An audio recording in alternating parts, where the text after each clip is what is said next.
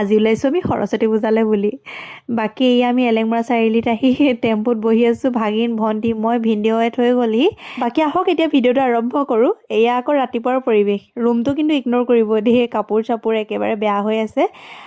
বাহঁত আগদিনাখন আছিলেহি আমাৰ ঘৰত। বাকী সেয়া ভাগিনহঁতক উলিয়াই মেলি থকা হৈছে।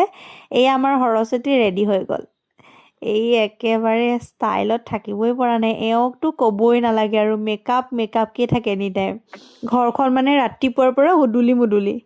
ইহঁতক উলিয়াই মেলি তাৰপিছতে এতিয়া আকৌ আমি ওলাব হৈ গ'ল নহয়। এয়া বাহঁতে কাপোৰ নিপিন্ধালে নহয়, এতিয়াও পিন্ধাই দিব লাগে জানেনে। আগৰ পৰাই মানে এই হেবিটটো নগ'ল আৰু। কিন্তু কাপোৰ পিন্ধাওঁতে বহুত আকৌ পিঙৰ খোজো খাওঁ। বাকী এয়া আমি দীপজ্যোতিহঁতৰ ওচৰলৈ আহিলোঁ। এতিয়া আমি কফি খাই লৈছোঁ, তাই কফি দিলে আৰু ইহঁতে আহি পাই গৈছেহি। মই ইফালে তাক ভিডিঅ' কৰি আছিলোঁ, মানে গমেই নাপায়।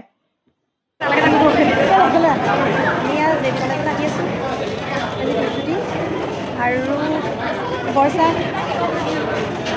ৰীণা, এইজনী ভণ্টি। ঘৰৰ পৰা আহোঁতে 3জনীহে আহিছিলোঁ, কিন্তু চাওকচোন আমি কেইজনী লগ হ'লোহি। আগৰ পৰাই প্লেনিং আছিলে, আগৰ পৰাই নহয় আকৌ দেই, আগদিনাখন ৰাতি প্লেনিং হৈছে মানে আহিম বুলি।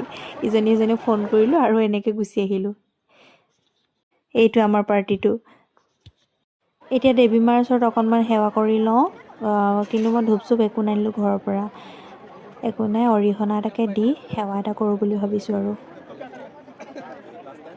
নিজৰ কাৰণেতো এতিয়া তেনেকৈ পঢ়া শুনা কৰিবলৈ এৰিয়ে দিলোঁ, অকল লোকৰ কাৰণে পঢ়ি থাকোঁ। এইয়া অকণমান ফটো চটো মাৰি ল'লোঁ। বাকী এয়া খানা খাবৰ কাৰণে লাইন পাতি আছিলোঁ, কিন্তু তাত নাখালোঁ, গুচি আহিলোঁ। আৰু আহিলোঁ এয়া ষ্টেডিয়ামত খাবলৈ বহি আছোঁহি। গৈছিলোঁ আমি DCB কলেজলৈ, কিন্তু নাই, ভাবিলোঁ যে ইয়াতে বহি খাই থৈ যাওঁ। ইয়াতো খাবলৈ মানে কিমান টাইম লাইন পতাৰ পিছত পাইছোঁগৈ ঠিক নাই। ফাইনেলি খানাটো পালাগেনে? পালোগে। কিমান টাইম ৱেইট কৰিলা?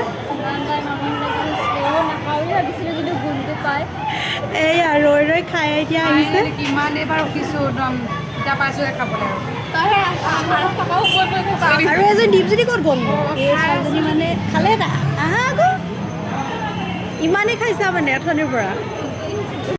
খোজটো একেবাৰে যেনেকৈ খৰখেদাকৈ দি গৈছোঁ, মানুহে ভাবিব কিবা দৰকাৰতহে গৈছোঁ নি। কিয় গৈছোঁ জানে? ফটো মাৰিবৰ কাৰণে গৈছোঁ। বগেনভেলিয়া ওচৰতে আকৌ ফটো মাৰি ল'লোঁ, ভিডিঅ' কৰিলোঁ দুটামান। এতিয়া ঘৰ পালোঁহি। এয়া মায়ে ৱেইট কৰি আছিলে। বাকী আমাৰ চিকুলে চাওকচোন কি মানে উৎপাত লাগে তাই, কৈছোঁ নহয়, ক'ৰবাৰ পৰা আহিব লাগে। তাইৰ উৎপাতত মানে একেবাৰে থাকিব নোৱাৰি।